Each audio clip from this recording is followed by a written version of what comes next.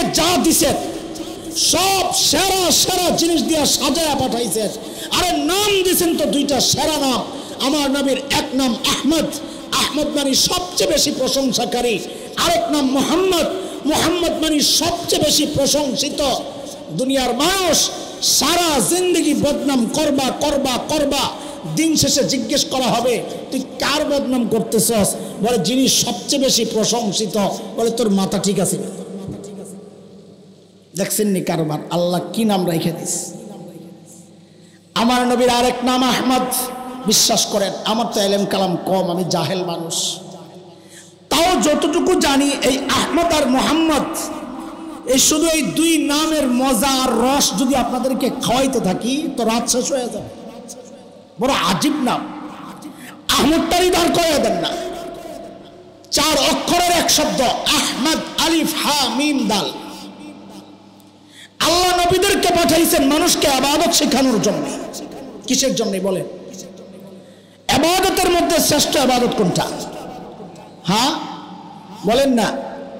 আল্লাহ তাআলা ওই নামাজটাকে আমার নবীর নামটা দিয়েই সাজাইছেন। কোনদিন খেয়াল করছেন?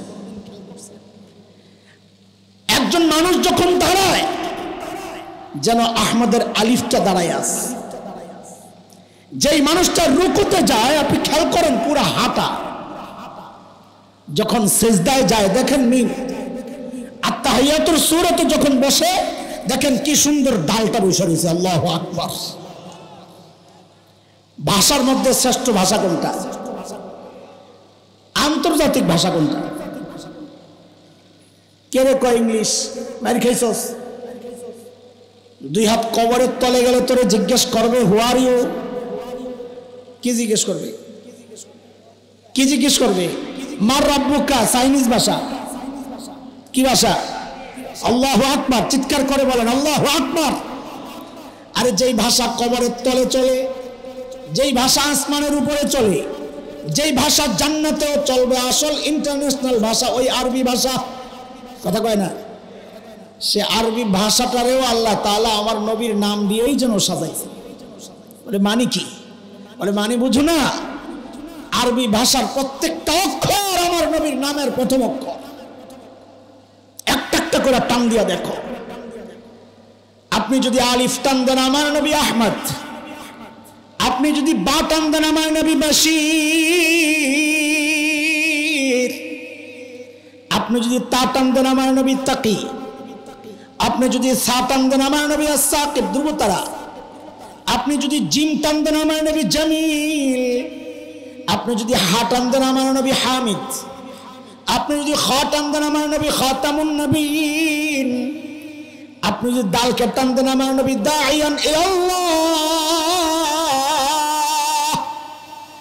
আপনি যদি জালকে টান দেন আমার নবী জাকি, আপনি যদি রাকে টান দেন আমার নবী রাহমাতুল লিল আলামিন, আপনি যদি জাকে টান দেন আমার নবী জাইরুল জান্নাহ, দুনিয়া থেকে জান্নাত ঘুরে আসছেন, আপনি যদি সাদকে টান দেন আমার নবী সফিউল্লাহ, আপনি যদি দকে টান দেন আমার নবী দামিন উম্মতের জিম্মাদার, আপনি যদি তকে টান দেন আমার নবী তয়্যিব, আমার নবী তাহির, আপনি যদি জকে টান দেন আমার নবী জাহির। বেদাতীরা বলে নবী বাতেনও জানে, বাতেন জাননেওয়ালা, গায়েব জাননেওয়ালা একমাত্র কে? আপনি যদি আইনকে টান দেন আমার নবী আব্দুল্লাহ, আপনি যে গাইনকে টান দেন ওলামায়ে কেরাম জানেন গুয়ুর আত্মমর্যাদা। নবী বলেছেন সবচেয়ে বেশি আত্মমর্যাদা আমার। আপনি যদি ফাকে টান দেন আমার নবী ফারিক বাইনাল হক ওয়াল বাতিল, হক বাতিলের চূড়ান্ত পার্থক্যকারী। আপনি যে কফকে টান দেন আমার নবী কারিউল কোরআন, কোরআনের সর্বপ্রথম পাঠক। আপনি যদি কাফকে টান দেন আমার নবী কাফিলুল উম্মাহ, আপনি যদি লামকে টান দেন আমার নবী লাঈমুশ শাইতান, আপনি যদি মিমকে টান দেন আমার নবী মুহাম্মদ, আমার নবী মাহবুব, আমার নবী মনসুর, আমার নবী মুজাম্মিল, আমার নবী মুদ্দাসির, আমার নবী মুস্তাফা সাল্লাল্লাহু আলাইহি ওয়াসাল্লাম। আপনি যদি ওয়াওকে টান দেন আমার নবী ওয়াকিল, আপনি যদি হাকে টান দেন আমার নবী হাদি লিল আলাম, আপনি যদি হামজাকে টান দেন আমার নবী আল আমিন, আপনি যদি ইয়াকে টান দেন আহারে আমার মালিক কত মায়া করে ডাক দিয়েছেন ইয়াসিন। কোন দিক দিয়া যাব বেশি দেরি হয়ে গেলে আবার সমস্যা, চকলেট শেষ হয়ে গেলে হসপিটাল বন্ধ হয়ে যাবে, আগে আগে ইঞ্জেকশন দেওয়া লাগবে। যেদিকে তাকাবেন আল্লাহ সব সেরা দিছেন। কিতাব দিছেন তো সেরা, উম্মত দিছেন তো সেরা, বন্ধু দিছেন তো আবু বকরের মতো সেরা বন্ধু দিয়া দিছেন। কি দেন নাই আল্লাহ আমার নবীকে। আমি আমার মূল পয়েন্টে ঢুকে যাচ্ছি খুব সতর্কতার সাথে। কোরআনুল কারীমের দুই জায়গা, সূরা নাহল, সূরা ইব্রাহিম, দুই জায়গায় আল্লাহ তাআলা এই কথাটা বলেছেন। আল্লাহ বলেন, ওয়া ইন তাউদ্দু নি'মাতাল্লাহি লা তুহসুহা ইন্নাল ইনসানা লাযালুমুন কাফফার।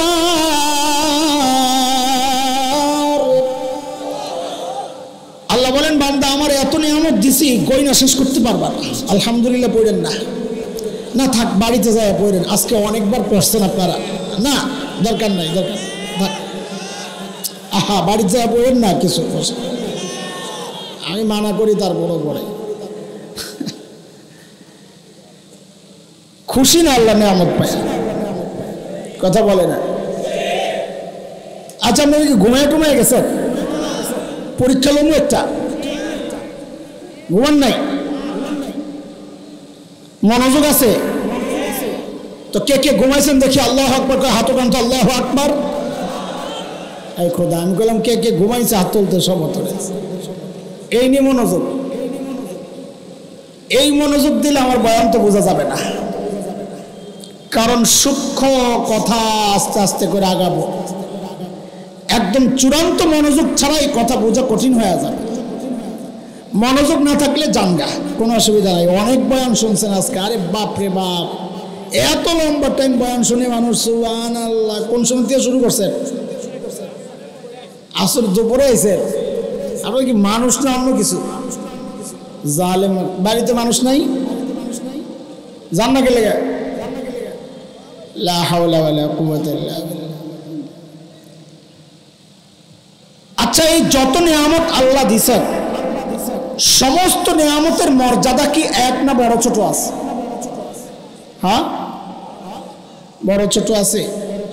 যেমন মনে করেন আপনাকে অপশন দেওয়া হইলো, আপনার হাতটা দিবেন অথবা কল্লাটা দিবেন, কোনটা দিবেন? তো বোঝা গেল কল্লা আর হাতের মূল্য আপনার কাছে এক না। তো আল্লাহর অনেক নিয়ামত আছে, অনেক বড় বড় নিয়ামত। এই বড় নিয়ামত কোনগুলা? মুফাসসিরিনে কেরাম এর জন্য কিছু মূল নীতি নির্ধারণ করেছেন যে কোরআনে নিয়ামত বর্ণনার ক্ষেত্রে যে সমস্ত জায়গায় শব্দ মান্না ব্যবহার হয়েছে, মান্না মানে খোটা দেওয়া, আমরা সবসময় বড়টার খোটা দেই। আল্লাহর শানে খোটা দেওয়া বেমানান, মানে আল্লাহ অনুগ্রহ প্রকাশ করেছেন যে সমস্ত নিয়ামতের ক্ষেত্রে, মুফাসসিররা বলেন ওই নিয়ামতগুলো আল্লাহর দেওয়া বড় নিয়ামত। যেমন সূরা হুজুরাতের শেষ আয়াতের আগের আয়াত আসছে, আল্লাহ বলতেছেন ইয়ামুন্নুনা আলাইকা আন আসলামু কুল লা তামুন্নু আলাইয়া ইসলামাকুম বালিল্লাহু ইয়ামুন্নু আলাইকুম আন হাদাকুম লিল ঈমান ইন কুনতুম সাদিকিন।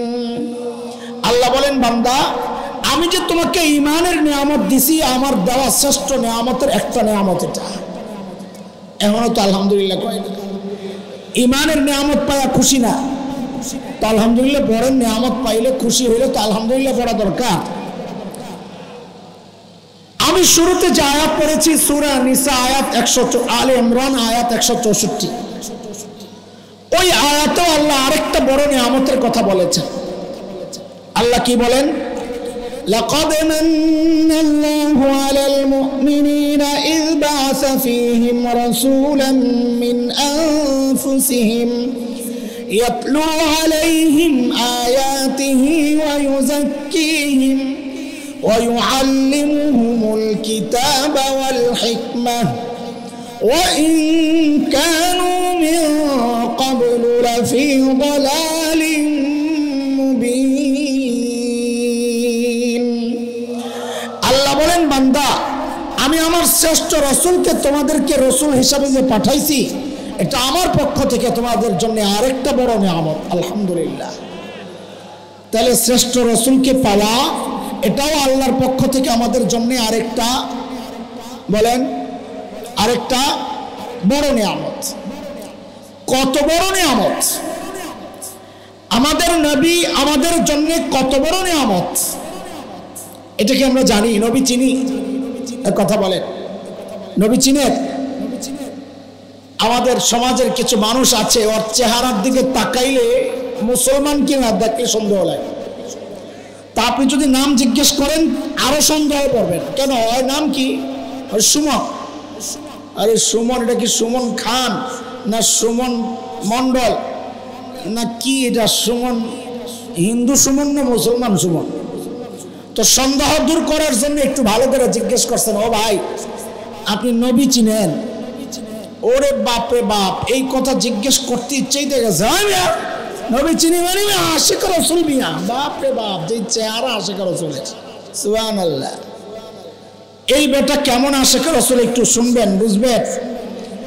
ছোটবেলায় আমরা যখন ছোট ছিলাম, এখন যেমন আন্তর্জাতিক হিফজুল কোরআন প্রতিযোগিতা হয়, আন্তর্জাতিক দুনিয়া থেকে বাংলাদেশের ছেলেরা পুরস্কার ছিনায় আনে, আমরা যখন ছোট ছিলাম তখন এরকম পুরস্কার আনত।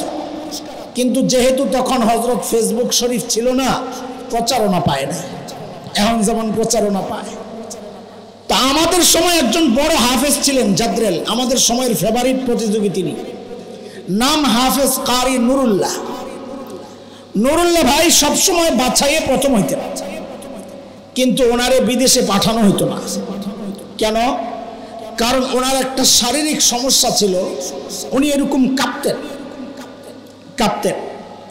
তা আন্তর্জাতিক পরিমণ্ডলে যায় এরকম কাঁপাকাঁপি করলে দেশের বদনাম হবে, এই জন্য ওনারে না পাঠায় দ্বিতীয় যে হয়তো তাকে পাঠানো। তো একবার নুরুল্লাহ ভাই বাছাই প্রতিযোগিতায় অংশগ্রহণের জন্য গেছে বাইতুল মুকাররম ইসলামিক ফাউন্ডেশনে।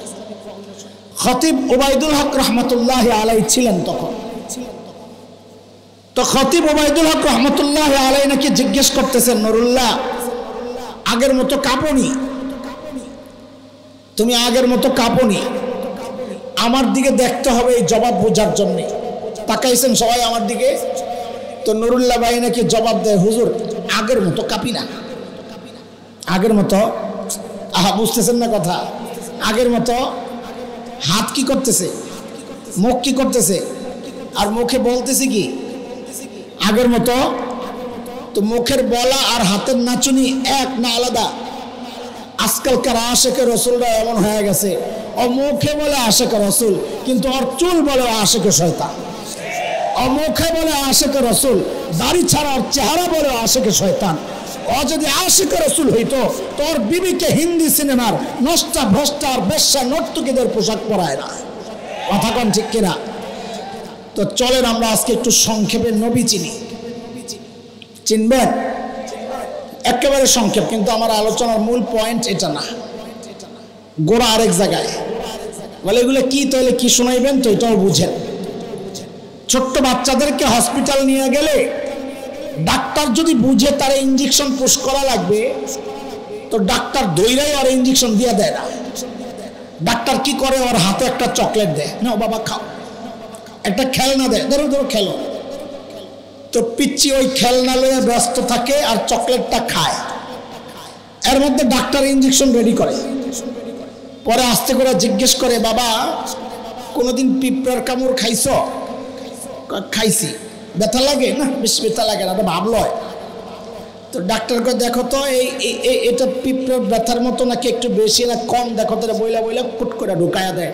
এখন ওই যে চকলেট যে খাইছে, খানার ঘুষ যে গেছে, এখন শিক্ষারও দিতে পারে না। খানার ঘুষ বড় মারাত্মক ঘুষ।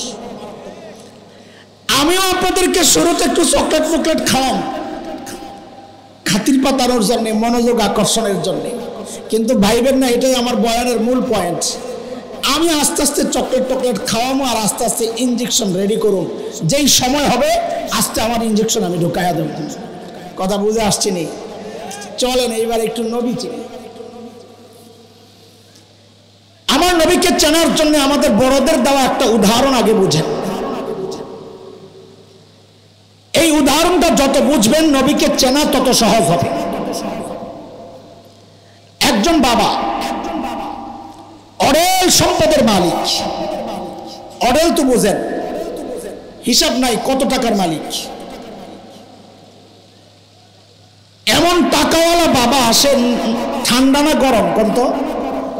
আর টাকার একটা গরম আছে না, বেড়ায় তো ভীষণ গরম। ওই বেটার একটাই মেয়ে। এখন বলেন তো, ধনী বাবার একমাত্র কন্যা গরম কম না বেশি? ঘটনাক্রমে ওই মেয়েটা খুবই সুন্দরী। এখন গরম হওয়ার যতগুলো উপলক্ষ আছে সবগুলা এক জায়গায়। ধনী, একমাত্র মেয়ে, সুন্দরী। বাপরে বাপ, আমি ওই বাবার নাম দেই 440 বাবা। কোন বাবা?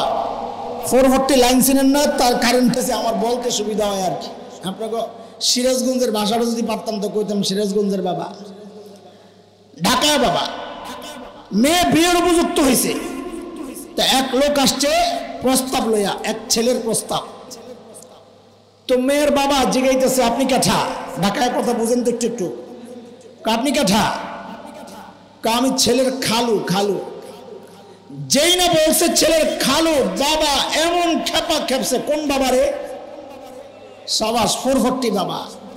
এমন খেপা খেপছে, হয় মিয়া আমার মায়ের হস্তপাই ছমিয়া খালু হয়েছে প্রস্তাব লিয়া।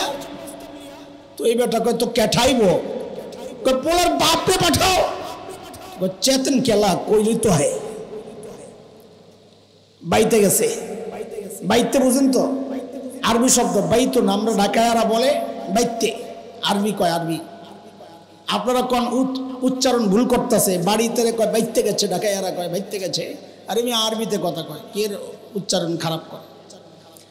বাইতে গিয়া পোলার বাপরে কয়, বাপরে বাপ, মাইয়ার বাপ, সুবহানাল্লাহ। কোন বাপ? 440। যেই গরমের গরম, তোমার পোলার প্রস্তাব লিয়া তুমি যাও। পোলার বাপ আইছে পরের দিন, ভাই আমার মেয়ের, আমার ছেলের ব্যাপারে আলাপ করছিল গতকাল। কো আপনি পোলার বাপ, এখন আপনার নাম কি? পোলার দাদার নাম কি? দাদির নাম কি? মার নাম কি? দুধ খাওয়াইছে কে? পোলা দেখতে কেমন? হাইট কেমন? কালার কেমন? বন্ধু কারা? সব খবর লইছে। খবর লইয়া এখন পোলা তো পছন্দ হয়ে গেছে, আরেক খাইছে, পোলা তো উপযুক্ত। এখন বিয়া ঠিক। এই মেয়েরে বিদায় দিবে কার মেয়ে? 440 বাপের। এখন আপনারা বলেন, এই মেয়েকে বিদায় দেওয়ার সময় বাবা শাড়ি যে কিনবে, দামি কিনবে না কম দামি? কেন? তার টাকার অভাব নাই, খরচের জায়গা নাই। তো শাড়ি কিনে তো বাজারের সেরা শাড়ি কিনে, গয়না কিনে তো বাজারের সেরা গয়না কিনে, প্রসাধনী কিনে তো বাজারের সেরা প্রসাধনী কিনে, সব সেরা সেরা জিনিস দিয়া সাজায়া তারপর মেয়েরে বিদায় দিবে। কথা ঠিক কিনা দোস্ত? একজন বাবা তার মেয়েকে যতটা ভালোবাসে, আল্লাহ সুবহানাহু ওয়া তাআলা তার প্রিয় হাবিব সাল্লাল্লাহু আলাইহি ওয়াসাল্লামকে তার চেয়ে 1000 কোটি গুণ বেশি ভালোবাসেন। একজন বাবা যদি তার মেয়েকে বিদায়ের সময় সব সেরা সেরা জিনিস দিয়ে বিদায় দেয়, তাহলে আমাদের বুঝতে আর অসুবিধা হওয়ার কথা না যে আল্লাহ তাআলা তার প্রিয় হাবিবকে দুনিয়ায় বিদায় দেওয়ার সময় সব সেরা সেরা জিনিস দিয়ে সাজায়া তারপরে আল্লাহ তাআলা আমার নবীকে দুনিয়ায় বিদায় দিয়েছেন। একটু বুঝেন তাইলে কেমনে কেমনে দিয়েছে। এক নাম্বার, আল্লাহর সিদ্ধান্ত, আমার নবীকে ফ্রিতে দুনিয়ায় পাঠাবো না। তো কেমনে পাঠাবেন? বলে আমার কাছে চায়া নিতে হবে, প্রস্তাব দিয়ে নিতে হবে, প্রস্তাব। কারণ দুনিয়ার মানুষের নেচার হচ্ছে যে জিনিস অর্জন করা যত সহজ হয় ওই জিনিসের মূল্য তত কম দেয়, অর্জন করা যত বেশি কঠিন হয় মূল্য তত বেশি দেয়।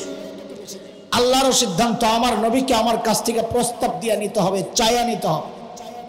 তো বলে প্রস্তাব কে দিবে? বলে খালু মালু চলবে না। মনে আছে নি কথা? ঢাকায় বাবা, 440 বাবা, মনে আছে তো? খালু মালু চলবে না। বলে কে প্রস্তাব দিবে?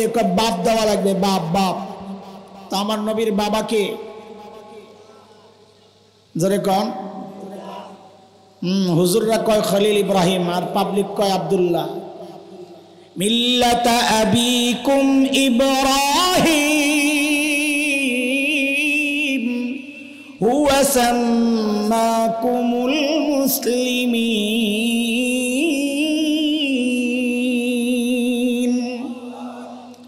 খলিল ইব্রাহিম যখন বাইতুল্লাহ বানান, আল্লাহ খলিলের দিলের মধ্যে কথা ঢেলে দিয়েছেন, খলিল এমন দামি একটা কাজ আপনি করেছেন, আমি এখন আপনাকে পুরস্কার দিতে চাই, কি নেবেন বলেন?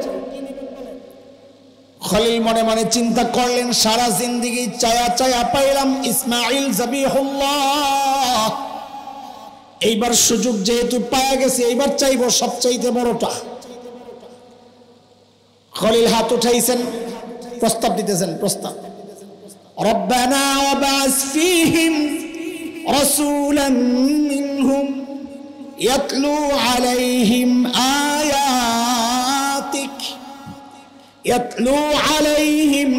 আয়াতিকা ওয়া ইউআল্লিমুহুমুল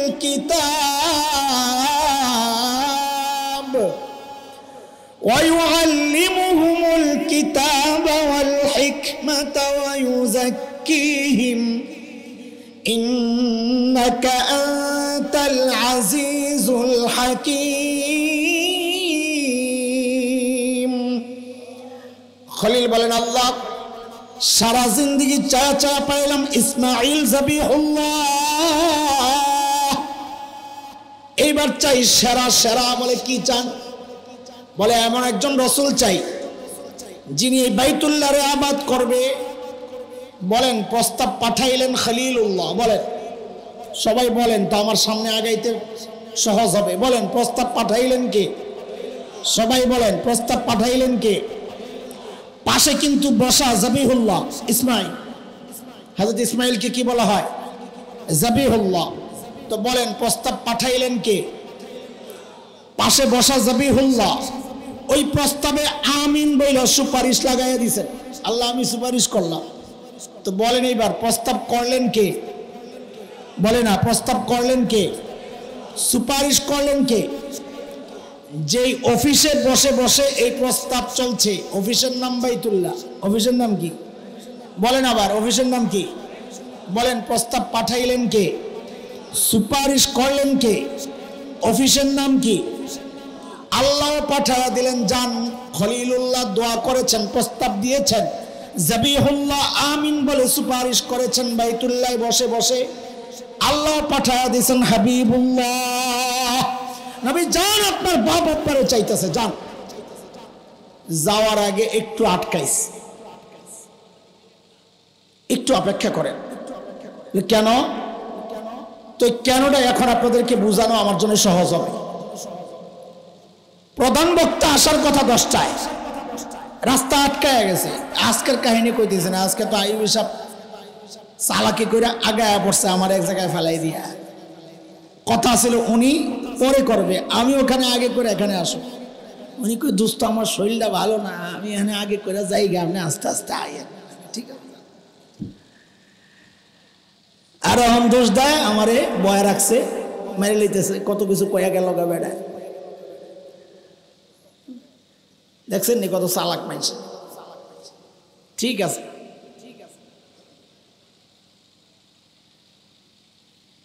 তো প্রধান বক্তা আসতে একটু দেরি হইতেছে, জ্যামে আটকাইছে।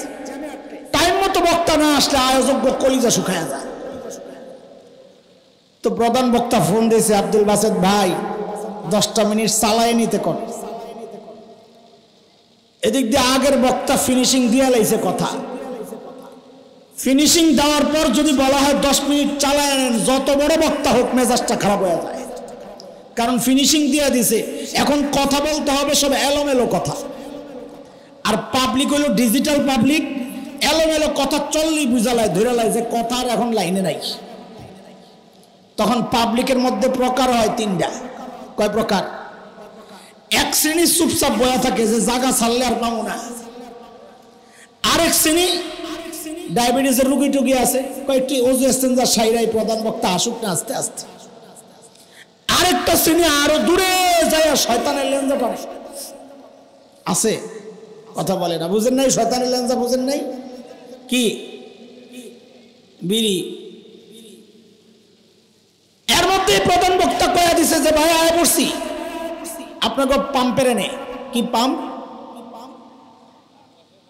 না না, ওই যে একটা পাম্পের নাম আছে না, হ্যাঁ, পাঠান পাম্প। ভাই পাঠান পাম্প পার হয়ে গেছে, আর কলিজায় পানি এসে তাড়াতাড়ি স্লিপ একটা লেখা পাঠায় দিছে, তাড়াতাড়ি একটা স্লোগান লাগা। তো একজন এসে স্লোগান লাগায় দেয়, লিল্লাহি তাকবীর, আল্লাহু আকবার, প্রধান বক্তার আগমন, শুভেচ্ছা, স্বাগত। উদ্দেশ্য কি? এলোমেলো মাহফিলটার একটু জমান। দেখেন, আমার একটা তর্জ আছে, যারা চিনে তো চিনেই। আমি সবগুলা কথা কোরআন থেকে বলবো ইনশাআল্লাহ। তবে আপনাদের বুঝার জন্য আমি একটু ঘুরায় টোড়ায় আইসা এরপর আয়াত সেট করব। কাজে মনে করেন না সবাই এলোমেলো কথা চলতেছে, আমি আমার লাইনেই আছি।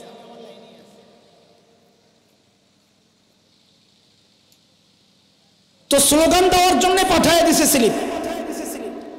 স্লোগানটা দিবে কে? একজন বয়ান করতেছে, হারে বসায় রেখে আরেকজন স্লোগান দিলে বেড়ার মান ইজ্জতের ব্যাপার না। তো বক্তা নিজেই স্লোগান দেওয়া শুরু করছে। আইয়ুব সাহেব দিচ্ছেন আজকে মাঝে মাঝে আমরা এমন করি, নিজেই স্লোগান দেওয়া শুরু করি। আল্লাহ তাআলা আমার নবীকে দুনিয়ায় পাঠানোর আগে ঠিক এই বিষয়টাও লক্ষ্য করেছেন। পাঠানোর আগে দিয়ে আটকায়া দিয়েছেন, হাবিব একটু ওয়েট, অপেক্ষা। বলে কেন? বলে প্রধান বক্তা যাচ্ছেন তো মজলিসটা একটু এলোমেলো হয়ে রয়েছে, আমি একটা স্লোগান দিয়ে মজলিসটার একটু জমায়ে রয়েছি। বলে তো স্লোগান দিবে কে? বলে সোজা কথা, আগের বক্তা হযরত ঈসা আলাইহিস সালাম দিবেন। আগে কে ওয়াজ করতেছিলেন? আর আমার নবী আসার আগ পর্যন্ত ওয়াজকে চালাইতেছিলেন। তো আল্লাহ তাআলা জানায়া দিয়েছেন, ও নবী ঈসা, স্লোগানটা আপনি দিয়ে দেন। সূরা সফ আয়াত 6 হযরত ঈসা স্লোগান দিচ্ছেন। কি বলে? وَإِذْ قَالَ عِيسَى ابْنُ مَرْيَمَ يَا بَنِي إِسْرَائِيلَ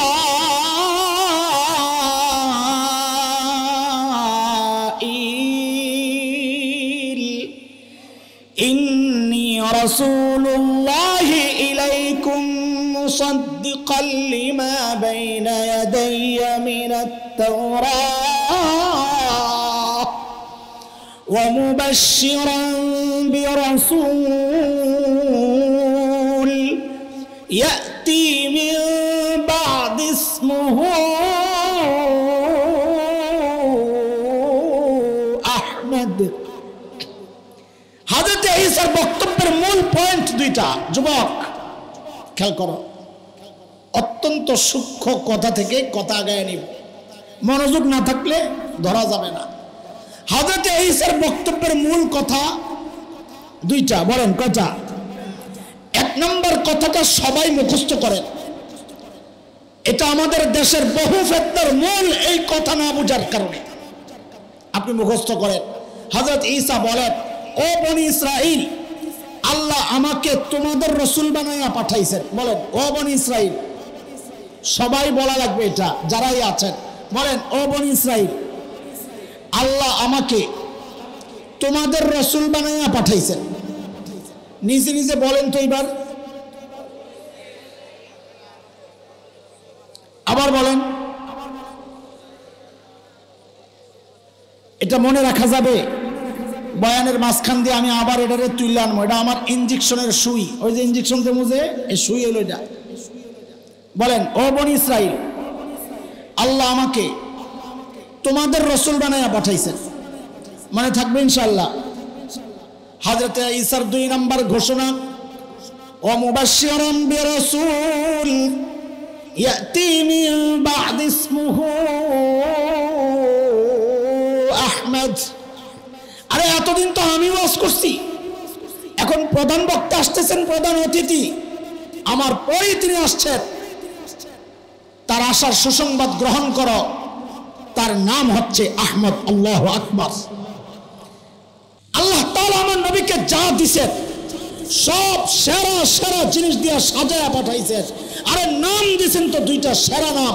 আমার নবীর এক নাম আহমদ, আহমদ মানে সবচেয়ে বেশি প্রশংসাকারী। আরেক নাম মুহাম্মদ, মুহাম্মদ মানে সবচেয়ে বেশি প্রশংসিত। দুনিয়ার মানুষ সারা জিন্দগি বদনাম করবা করবা করবা, দিন শেষে জিজ্ঞেস করা হবে তুই কার বদনাম করতেছস? বলে যিনি সবচেয়ে বেশি প্রশংসিত। বলে তোর মাথা ঠিক আছে? দেখছেন নি কারবার আল্লাহ কি নাম রেখে দিস। আমার নবীর আরেক নাম আহমদ। বিশ্বাস করেন আমার তো এলেম কালাম কম, আমি জাহেল মানুষ, তাও যতটুকু জানি এই আহমদ আর মোহাম্মদ এই শুধু এই দুই নামের মজা আর রস যদি আপনাদেরকে খাওয়াইতে থাকি তো রাত শেষ হয়ে যাবে।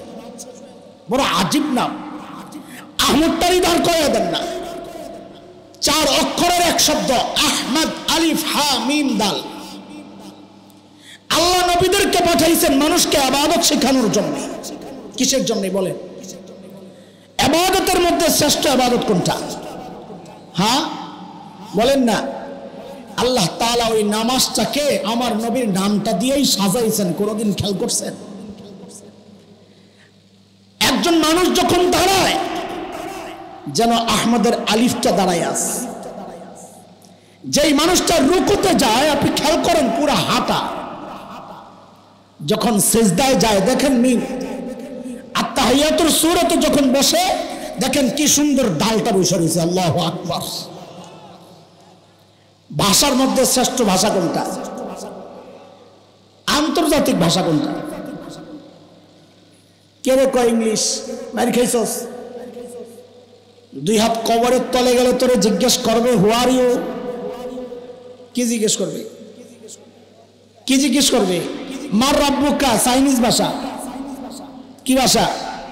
আল্লাহু আকবার। চিৎকার করে বলেন আল্লাহু আকবার। আরে যেই ভাষা কবরের তলে চলে, যেই ভাষা আসমানের উপরে চলে, যেই ভাষা জান্নাতেও চলবে, আসল ইন্টারন্যাশনাল ভাষা ওই আরবি ভাষা। কথা কয় না? সে আরবি ভাষাটারেও আল্লাহ তাআলা আমার নবীর নাম দিয়েই যেন সাজাইছে। বলে মানে কি? বলে মানে বুঝো না? আরবি ভাষার প্রত্যেকটা অক্ষর আমার নবীর নামের প্রথম অক্ষর। একটা একটা করে টান দিয়া দেখো। আপনি যদি আলিফ টান দেন আমার নবী আহমদ, আপনি যদি বা টান দেন আমার নবী বাশীর, আপনি যদি তা টান দেন আমার নবী তাকি, আপনি যদি সা টান দেন আমার নবী আস-সাকিব ধ্রুবতারা, আপনি যদি জিম টান দেন আমার নবী জামিল, আপনি যদি হা টান দেন আমার নবী হামিদ, আপনি যদি খ টান দেন আমার নবী খাতামুন নবীন, আপনি যদি দালকে টান দেন আমার নবী দাইয়ান ইলাল্লাহ, আপনি যদি জালকে টান দেন আমার নবী জাকি, আপনি যদি রাকে টান দেন আমার নবী রাহমাতুল লিল আলামিন, আপনি যদি জাকে টান দেন আমার নবী জাইরুল জান্নাহ, দুনিয়া থেকে জান্নাত ঘুরে আসছেন, আপনি যদি সাদকে টান দেন আমার নবী সফিউল্লাহ, আপনি যদি দতকে টান দেন আমার নবী দামিন উম্মতের জিম্মাদার, আপনি যদি তকে টান দেন আমার নবী তয়্যিব আমার নবী তাহির, আপনি যদি জকে টান দেন আমার নবী জাহির। বেদাতীরা বলে নবী বাতেনও জানে, বাতেন জাননেওয়ালা, গায়েব জাননেওয়ালা একমাত্র কে? আপনি যদি আইনকে টান দেন আমার নবী আব্দুল্লাহ, আপনি যে গাইনকে টান দেন ওলামায়ে কেরাম জানেন গুয়ুর আত্মমর্যাদা, নবী বলেছেন সবচেয়ে বেশি আত্মমর্যাদা আমার। আপনি যদি ফাকে টান দেন আমার নবী ফারিক বাইনাল হক ওয়াল বাতিল, হক বাতিলের চূড়ান্ত পার্থক্যকারী। আপনি যে কফকে টান দেন আমার নবী কারিউল কোরআন, কোরআনের সর্বপ্রথম পাঠক। আপনি যদি কাফকে টান দেন আমার নবী কাফিলুল উম্মাহ, আপনি যদি লামকে টান দেন আমার নবী লাঈমুশ শাইতান, আপনি যদি মিমকে টান দেন আমার নবী মুহাম্মদ, আমার নবী মাহবুব, আমার নবী মনসুর, আমার নবী মুজাম্মিল, আমার নবী মুদ্দাসসির, আমার নবী মুস্তাফা সাল্লাল্লাহু আলাইহি ওয়াসাল্লাম। আপনি যদি ওয়াওকে টান দেন আমার নবী ওয়াকিল, আপনি যদি হাকে টান দেন আমার নবী হাদি লিল আলাম, আপনি যদি হামজাকে টান দেন আমার নবী আল আমিন, আপনি যদি ইয়াকে টান দেন আহারে আমার মালিক কত মায়া করে ডাক দিয়েছেন ইয়াসিন। কোন দিক দিয়ে যাব? বেশি দেরি হয়ে গেলে আবার সমস্যা। চকলেট শেষ হয়ে গেলে হসপিটাল বন্ধ হয়ে যাবে, আগে আগে ইঞ্জেকশন দেওয়া লাগবে। যেদিকে তাকাবেন আল্লাহ সব সেরা দিছেন। কিতাব দিছেন তো সেরা, উম্মত দিছেন তো সেরা, বন্ধু দিছেন তো আবু বকরের মতো সেরা বন্ধু দিয়া দিছেন। কি দেন নাই আল্লাহ আমার নবীকে? আমি আমার মূল পয়েন্টে ঢুকে যাচ্ছি খুব সতর্কতার সাথে। একটু মনোযোগ লাগবে দোস্ত, এতক্ষণ কষ্ট করে বসেছেন আপনারা। আমি ইঞ্জেকশন দেওয়ার জন্য রেডি করতেছি, দেরি করব না। একটু খালি বুঝে শুনে বলেন, ওই যে বাবা, কোন বাবা মনে আসেনি তো? গুড়াগাড়া বলা ভাই বল, কোন বাবা? আচ্ছা বলেন তো, ওই বাবা তার মেয়েকে বিয়ে দিলে এমন কোন ছেলের কাছে দিবে যার বাড়ি ঘর নাই? হ্যাঁ বলেন। তাইলে তো ঘটনা পেশ খেয়েছে। কেন? কারণ আমরা তো ওই মেয়ে আর মেয়ের বাবার তুলনা দিয়েই বুঝাই দিছি।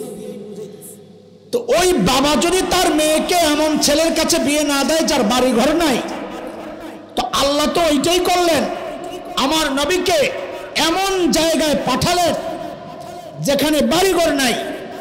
কেন? দুনিয়ার সেরা সুন্দর জায়গা ছিল সুইজারল্যান্ড, ওখানে কেন পাঠাইলেন না? দুনিয়ার সেরা সুন্দর জায়গা ছিল যাকে ভূস্বর্গ বলা হয়, দুনিয়ার জান্নাত বলা হয় কাশ্মীর, ওখানে কেন পাঠাইলেন না? কই পাঠাইলেন? খলিল ইব্রাহিমের জবানে সূরা ইব্রাহিমে আসছে, ওয়াদিন গায়রি যি যারা, বৃক্ষলতাহীন জলশূন্য বালুকাময় জায়গা, খাবার নাই, পানি নাই, ফল নাই, ফসল নাই, গাছগাছালি নাই, মরুভূমি আর পাথরের পাহাড়, এমন অনুর্বর অস্বাস্থ্যকর জায়গায় আল্লাহ আমার নবীকে কেন পাঠাইলেন? প্রশ্ন জাগে কি জাগে না? আর এই প্রশ্নের উত্তরের মধ্যেই সব ফিতনার উত্তর। বলেন, এই প্রশ্ন আপনাদের জাগে না জাগে না? জাগে যে মনে হচ্ছেন আপনি নিজে ঘুমায় রয়েছেন, তো প্রশ্ন জাগবো কোত্থেকে? হ্যাঁ, প্রশ্ন জাগে না জাগে না? আল্লাহ আমার নবীকে দুনিয়ার সবচেয়ে সুন্দর জায়গায় কেন পাঠাইলেন না? এত না মায়া করেন বলে? তো যারে বেশি মায়া করেন হেরে বুঝি বাড়িঘর সারা দিছে, এটা কোনো কথা? তো একটু বুঝেন আপনারা, সূক্ষ্ম কথা, মনোযোগ লাগবে। আসলে আমিও চিন্তায় পড়ে গেছি বয়ান শুরু করে যে এই টাইমে এই সূক্ষ্ম কথা বলাটা ঠিক হচ্ছে কিনা। উড়া কিছু কিচ্ছা কাহিনী কইয়া মানুষের হাসাইয়া পাতাইয়া কাদাইয়া শেষ করে দিতাম, এটাই তো ভালো আছিল। পরে চিন্তা করছি সময় খারাপ, যতদূর পারি যদি 10 জনও সতর্ক হয় আমার এই কথার দ্বারা, তাও চলবো আমার। ঠিক আছে ইনশাআল্লাহ। শুনেন, আল্লাহ আমার নবীকে পাঠাইছেন জাজিরাতুল আরবে। কোথায়? আমার সাথে সাথে শব্দটা বলেন। আমি কিছুক্ষণ জাজিরাতুল আরব বলবো, তারপরে আমি আবার চেঞ্জ করব শব্দ, নতুন শব্দ দিব, তখন ওইটাই বলবেন। এখন আপাতত বলেন, আল্লাহ আমার নবীকে পাঠাইছেন কোথায়? কোথায় কোথায় বলেন, কোথায়? জাজিরাতুল আরব। জাজিরাতুল আরবটা ও উদীয়মান আলেমরা আপনাদের বেশি ভালো করে বোঝা দরকার। গোড়া থেকে বিষয় বুঝেন, গোড়া থেকে। ভাষা বুঝ না, নিজেও বুঝেন, উম্মতকেও বুঝান। জাজিরাতুল আরব বিশ্ব মানচিত্র খুলে দেখেন, দেখবেন 3 দিকে শূন্য পানি, 4টা সাগর, উপসাগর, পারস্য উপসাগর, ওমান উপসাগর, ভারত সাগর মহাসাগর, আরব সাগর, পশ্চিমে লোহিত সাগর, 3 দিকে পানি। একদিকে সিরিয়া, ইরাক জমিনের সাথে লাগা। তো এবার জবাব দেন, লাগা কয় দিক, ফাঁকা কয় দিক? বলেন, লাগা কয় দিক, ফাঁকা কয় দিক? ঠিক মানব দেহের মধ্যে মানুষের যে হার্ট আছে, কলাপ, এই হার্টের যে অবস্থা, হার্ট দেখতে যে অবস্থায় 3 দিক শূন্য খালি, একদিক লাগা, বিশ্ব মানচিত্রে জাজিরাতুল আরবের অবস্থানটাও ঠিক তাই। এই জন্যে ভূবিজ্ঞানীরা জাজিরাতুল আরবের নাম দিয়েছে জিওগ্রাফিক হার্ট। এটা বিশ্ব মানচিত্রের হার্ট। এতক্ষণ বলছি আল্লাহ আমার নবীকে জাজিরাতুল আরবে পাঠাইছেন, এখন আমি শব্দ পাল্টাইতেছি, আপনারাও পাল্টান। বলেন, আল্লাহ আমার নবীকে হার্টে পাঠাইছেন। কোথায়? বলেন, কই পাঠাইছেন? কথার লাইনের কথা একটার সাথে আরেকটা জোড়া লাগান, চেইন কথা, একটা মিস করলে পরে একটা বুঝতে কষ্ট হবে। বলেন আল্লাহ আমার নবীকে কই পাঠাইছেন?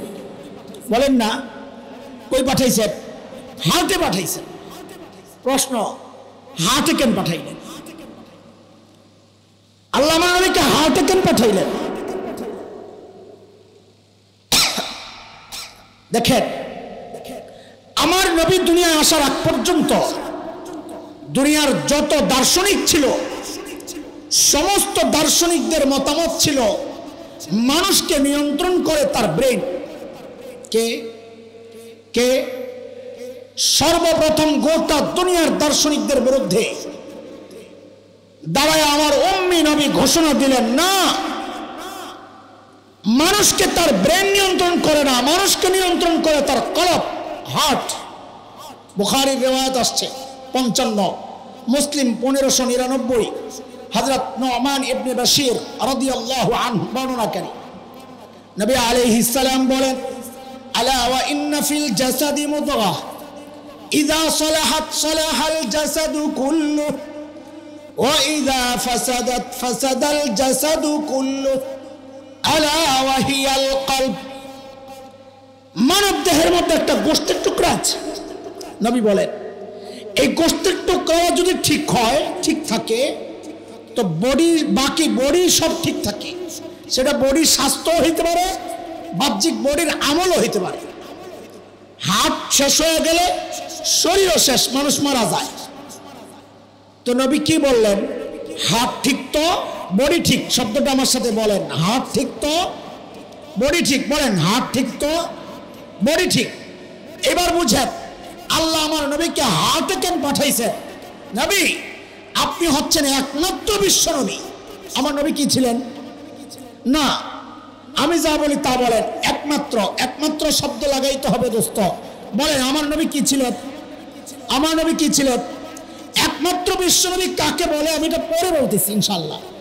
আগে বলেন আমার নবী কি ছিলেন? একমাত্র বিশ্ব নবী। আল্লাহ যেন বলছেন, নবী আপনি যেহেতু একমাত্র বিশ্ব নবী, একসাথে সারা দুনিয়ায় দিন প্রচার করা আপনার জন্য কষ্ট হয়ে যাবে। আপনারে হাটে পাঠাইলাম, আপনি হাটে মেহনত করেন। হাট ঠিক হয়ে গেলে গোটা দুনিয়ার বডি আমি ঠিক করে দেব।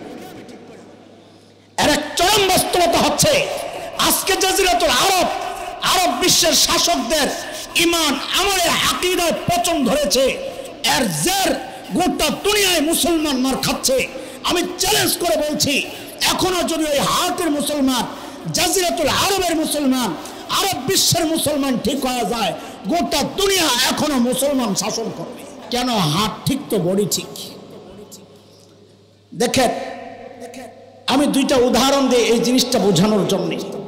হাটে কেন পাঠাইছেন আল্লাহ আমার নবীকে? ধরেন এই বিশাল গণজমায়েত, একটা পুকুর, বড় পুকুর। আপনি পুকুরের ঠিক মাঝখানে একটা ঢিল ছড়েছেন। ঢেউটা সমান তালে চারদিকে ছড়াবে, তাই না? কিন্তু ঢিলটা যদি আপনি একদিকে ছড়ে মারেন, তো ঢেউটা একদিকে শক্তিশালীভাবে দ্রুত আশ্রে পড়বে, আরেক দিকে যেতে যেতে দুর্বল হয়ে যাবে, দেরি হয়ে যাবে। আমার নবী যেহেতু একমাত্র বিশ্ব নবী, এই জন্য আল্লাহ গোটা দুনিয়ার হাটে মাঝখানে পাঠাইছেন। কেন? যেন হেদায়েতের নূর সমান তালে চারদিকে ছড়ায়া যায়। একটা গল্প শোনাই আপনাদেরকে, এটা বোঝানোর জন্য। ফাও গল্প বলে টাইম লস করার সময় নাই। আমাদের ঢাকার একজন মুফাসসির ছিলেন, প্রবীণ আলেম, হযরতুল আল্লামা আব্দুল গফফার রাহমাতুল্লাহি আলাইহি। প্রবীণ মুরব্বী যারা আছেন ওনারা চিনবেন। বাংলাদেশ খেলাফত মজলিসের প্রতিষ্ঠাতা আমির ছিলেন। হাফিজ হুজুরের শাগরেদ হযরত শাইখুল হাদিস আল্লামা আজিজুল হক রাহমাতুল্লাহ আলাইহির সঙ্গী ছিলেন। হযরত বয়ান করতেন খুব সাদাসিধা, আমাদের মতো তো ভুংভাঙা ছিল না, খুব রসিক মানুষ ছিলেন। তো হযরত এক গল্প শোনাইতেছেন, আমি এই গল্পরও কাজে লাগাইতেছি। আল্লাহ আমার নবীর হাটে কেন পাঠাইছেন? শুধু এতটুকু মনে রাখেন, আল্লাহ আমার নবীকে কই পাঠাইছেন? কই পাঠাইছেন? আমার নবী কি ছিলেন? একমাত্র বিশ্ব নবী। এই দুইটা কথা মনে রাখেন, এটা আমাদের পয়েন্ট। হযরত আব্দুল গফফার রাহমাতুল্লাহি আলাইহি বলেন, আমরা ইন্ডিয়াতে, হিন্দুস্তানে গেছি এক দাওয়াতে, কয়েকজন আলেম, সকালবেলা নাস্তা দিছে গরম টাটকা শুকনা খিচুড়ি, গরম একদম টাটকা, ধোঁয়া উঠতেছে। তো ঠিক মাঝখানে একটু ঘি দিয়ে দিছে খিচুড়ির মাঝখানে। খিচুড়ির তাপে ঘি গইলা গেছে। ঘি গইলা গেলে কি হয়ে যায়? তেলের মতো হয়ে যায়। তো পশ্চিম দিকে যেই মাওলানা বসছে, উনি হঠাৎ করে কি করলেন? এই হঠাৎ কি করলেন এটা বুঝার আগে আরেকটা কথা বুঝেন। মুসলমান সর্বপ্রথম হিজরত করছে কোন দিকে? কথা কয় না? হাবশার দিকে, পশ্চিম দিকে, ইথিওপিয়া, এরিত্রিয়া, লোহিত সাগরের পশ্চিম পার। তো পশ্চিম দিকে যেই মাওলানা বসছেন, উনি করছেন কি, ঘিয়ের মধ্যে আঙ্গুলটা ঢুকাইয়া নিজের দিকে একটা টান মারে আর বলে, ইসলাম প্রথমে মক্কা থেকে হাবশার দিকে হিজরত করছে। ঘিরে বানাইছে ইসলাম ওই যে মাঝখানে। এখন ঘি তো গরমে গইলা গেছে, সুরছে সব ওনার দিকে।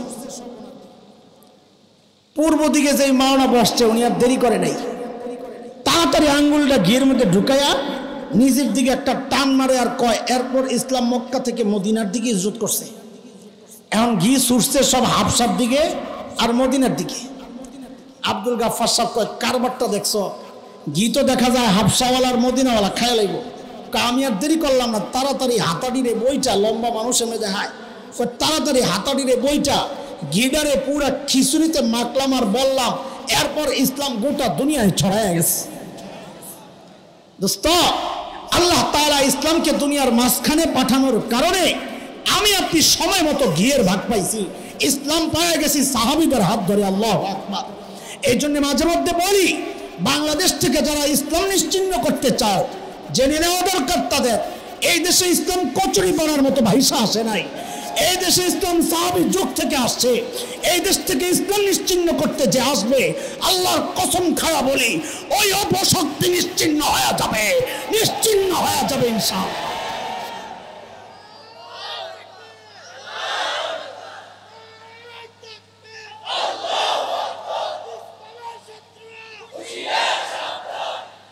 ইসলামের শত্রুরা হুঁশিয়ার, সাবধান। হেরা যেই হুঁশিয়ার, মিয়া ঘুমায় রয়েছি আমরা। হুঁশিয়ার হওয়া দরকার। আমাদের খালি উল্টা পাল্টা স্লোগান। কি কয়?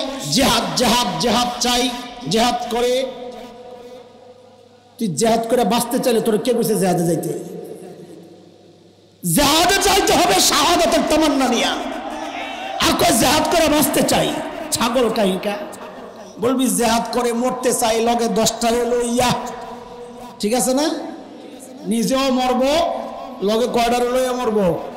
10টারে লইয়া মরব ইনশাআল্লাহ, কমপক্ষে আর কি, পারলে আরো বেশি। খেয়াল করেন, মনোযোগ হারায় না। আমি উল্টা পাল্টা কথা বলতে চাই না, যেন আপনাদের মনোযোগ নষ্ট না হয়। আবারও বলেন, আমার নবী কি ছিলেন? সাবাস, একমাত্র বিশ্ব নবী। আমার নবীকে আল্লাহ পাঠাইছেন কোথায়? হাটে। মাশাআল্লাহ, এই 2টা পয়েন্ট মনে রাখলেই হবে। চলেন এইবার একটু উত্তরবঙ্গে যাই। গত কয়েক বছর আগে, বেশ আগে, 7-8 বছর, গেছিলাম দিনাজপুর, পার্বতীপুর, দাওয়াতি কাফেলা নিয়ে। যে সমস্ত ভাই মোরতাদ হয়ে গেছে, ওদেরকে দাওয়াত দিয়ে ইসলামে ফেরত আনার জন্য মিশনারিদের পক্ষ থেকে পুলিশকে রিপোর্ট করা হয়েছে, ঢাকা থেকে কিছু মৌলবী আসছে, মারামারি লাগবে। পুলিশ আমাদেরকে ডাকাইছে।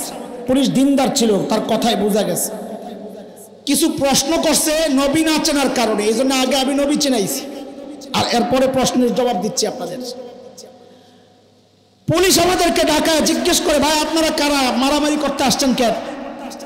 তা আমি তো এখন তো খায়া দেয়া মোটা তাজা হয়েছি, তখন তো চিকনা চাকনা ছিলাম। তা আমি বললাম, ভাই আমারে দেখে কি মনে হয় মারামারির প্লেয়ার? তো কেন আসছে? আসছে আমার মোরতাদ ভাইরে দাওয়াত দেয়া ইসলামে ফেরত আনতে। আমার ভাই বাড়ি ছাড়া চলে গেছে, তারে ঘরে ফেরত নিতে আসছে। তখন পুলিশ আমাদেরকে একটা প্রশ্ন করেছে। এই প্রশ্নটা এখন আমি যখন আপনাদের সামনে পেশ করব, আমি নিশ্চিত এখানে অনেক ভাই থাকতে পারেন যে মনে মনে চিন্তা করবেন, পুলিশের কথা তো ঠিকই আছে। এই প্রশ্ন কার জাগবে? যে তার নিজের নবী চেনে না। এই জন্য আমি নবী চেনাইছি আগে। পুলিশ কি বলে জানেন? আচ্ছা হুজুর বলেন তো, আমরা মুসলমান, ইসলামের দাওয়াত সারা দুনিয়ায় চলে, আমেরিকা, ইউরোপ, আফ্রিকা, অস্ট্রেলিয়া, সারা দুনিয়ায় চলে।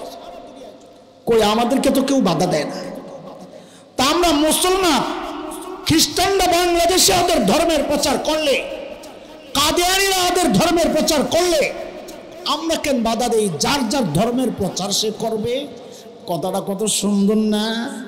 কথাটা কি না? যার যার ধর্মের প্রচার সে করবে, কথাটা সুন্দর না? হ্যাঁ সুন্দর। সাপের মাথা দেখছে? সাপের মাথা ডরে তো ভালো করে তাকান না, ডর টর পিছনে রাইখা একদিন ভালো করে তাকায় দেখেন মারাত্মক সুন্দর ডিজাইন।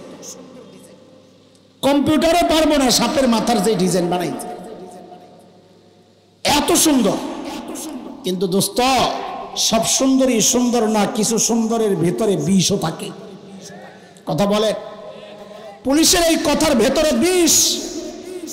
আমি পুলিশকে দোষারোপ করছি না, কারণ তিনি নিজের নবী না চেনার কারণে এই প্রশ্ন করছেন।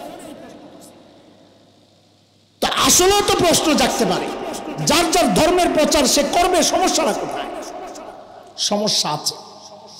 কিসের সমস্যা? সমস্যা এই জন্যে যে আল্লাহ তাআলা শুধুমাত্র আমার নবীকে বানাইছেন একমাত্র বিশ্ব নবী, আর কোন নবী বিশ্ব নবী ছিলেন না।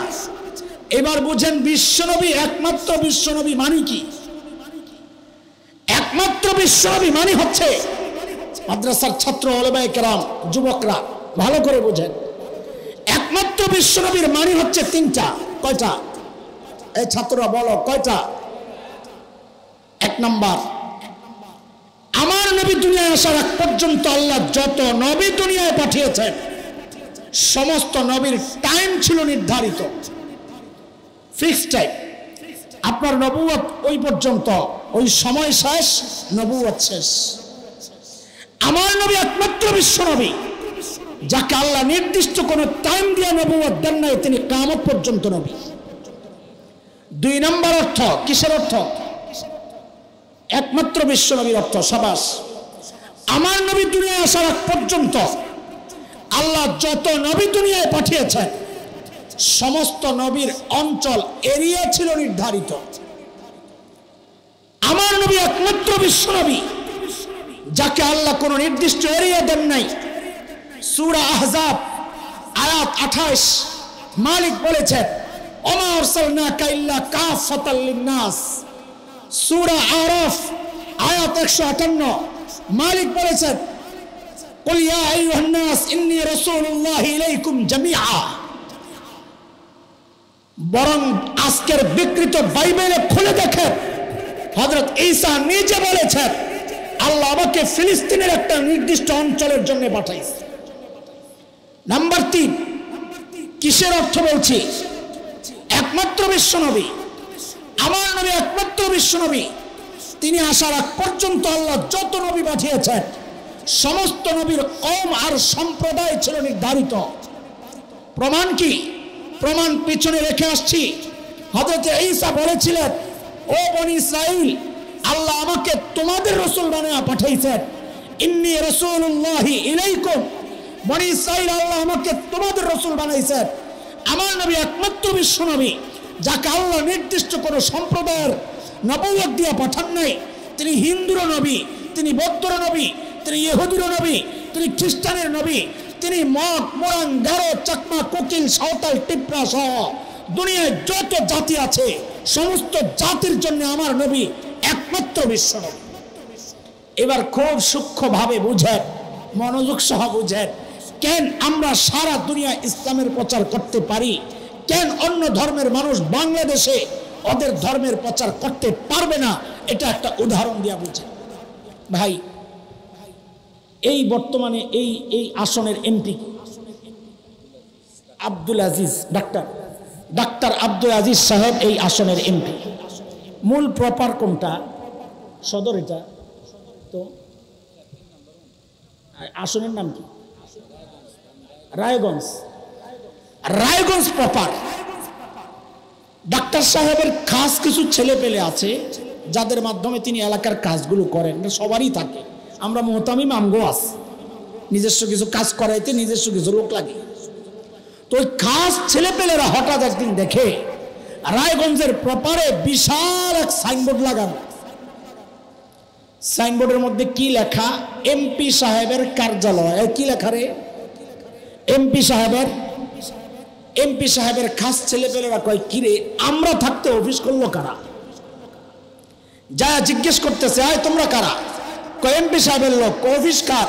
কয় এমপি সাহেবের। আরে কোন এমপি সাহেব? কয় সাদেক হোসেন খোকা।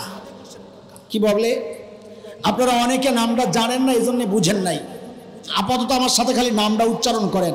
কি নাম? সাদেক হোসেন খোকা। সাদেক হোসেন খোকা ছিল 20 বছর আগে ঢাকা সূত্রাপুর 7 আসন সূত্রাপুর কোতোয়ালির এমপি, পরে মেয়র হয়েছেন। 20 না আরো ধরেন 20 বছর আগে। যেই না কইছে সাদেক হোসেন খোকার অফিস, দইরা লাগাইছে গন্যা 20টা পিঠা।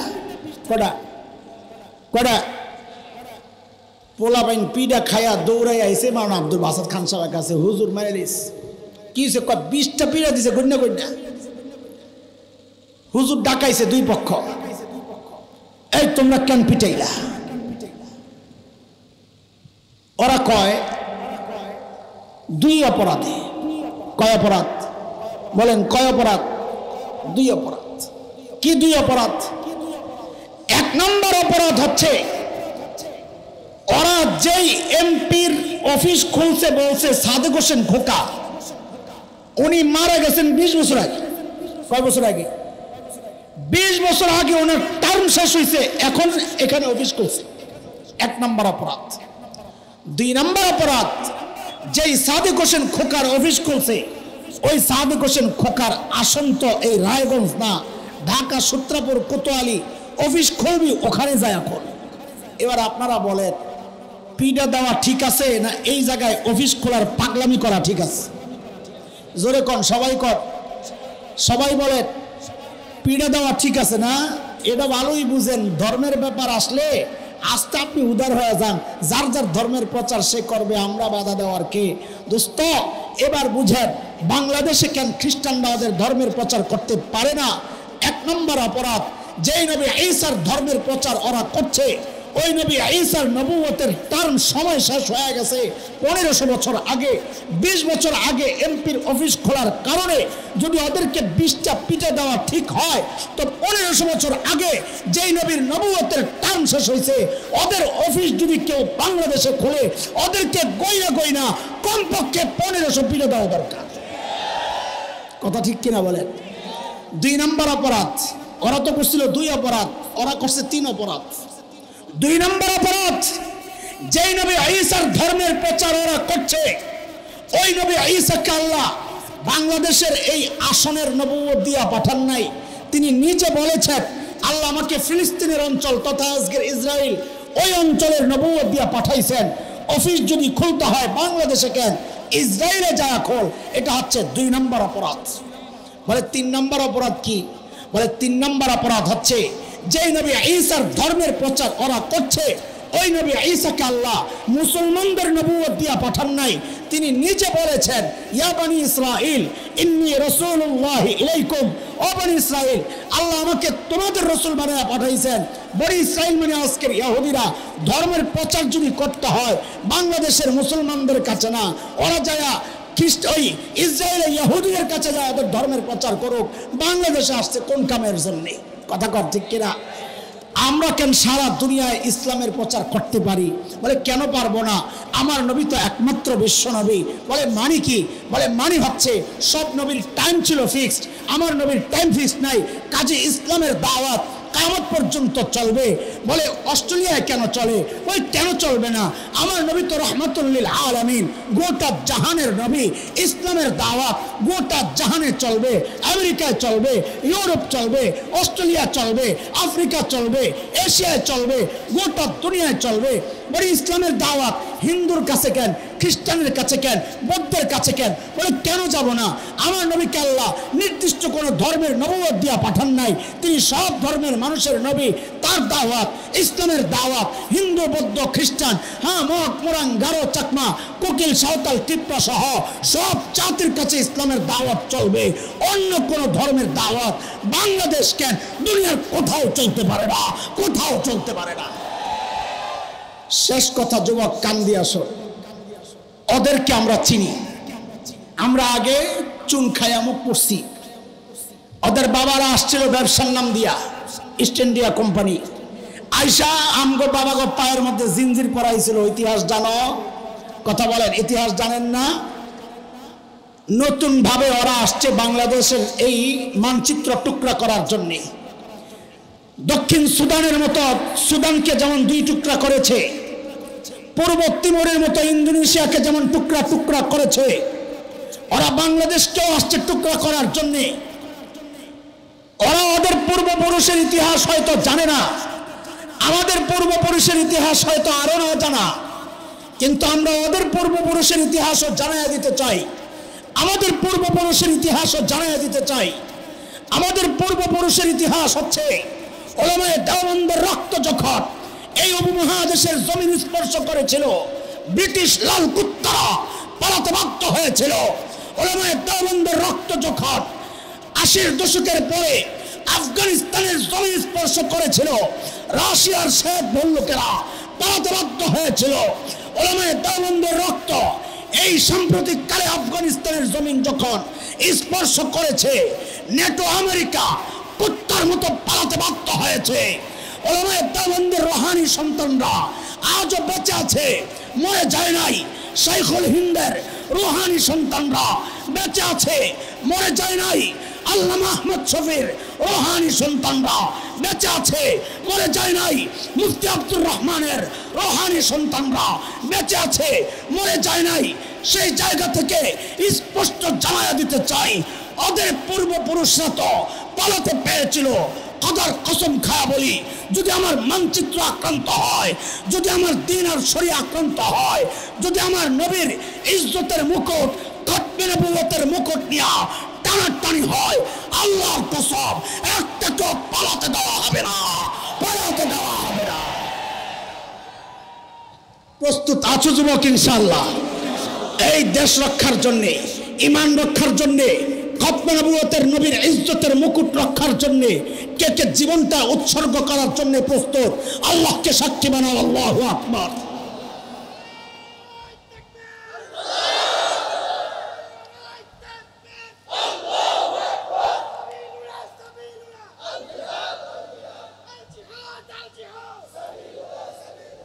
হাত নামান। আল্লাহ তাআলা এই সমস্ত ষড়যন্ত্র থেকে আমাদেরকে হেফাজত করেন, আমার দেশকে হেফাজত করেন, উলামায়ে কেরামকে হেফাজত করেন, মাদ্রাসাগুলোকে হেফাজত করেন। আল্লাহ তাআলা আমাদের বন্দী ভাইদের মুক্তির ব্যবস্থা করে দেন। আমার ভাই নতুন সংসার জোড়াইছেন। নতুন সংসার মানে বউ একবার ছাইরা দিছিল, আরেকবারের কাছে গেছে, হিলা হওয়ার পর আবার বিয়ে করছে আর কি। তো এই বউয়ের লেগে তো মায়া একটু বেশি, অনেকদিন কাছে আসে নাই। তো আপনারা আমার ভাইয়ের আহ্বানে আসছেন, আমরাও আসছি, শুধু দোয়া চাই। আমরা বড় চিন্তা করি, সাদা সিধা মানুষ। আমি নিজেই বলছি, আপনারা কে কইছে বুড়াকে আমি এই বেডির দায়িত্ব নিতে? আপনারা এমন কেমনে সামলাইবেন?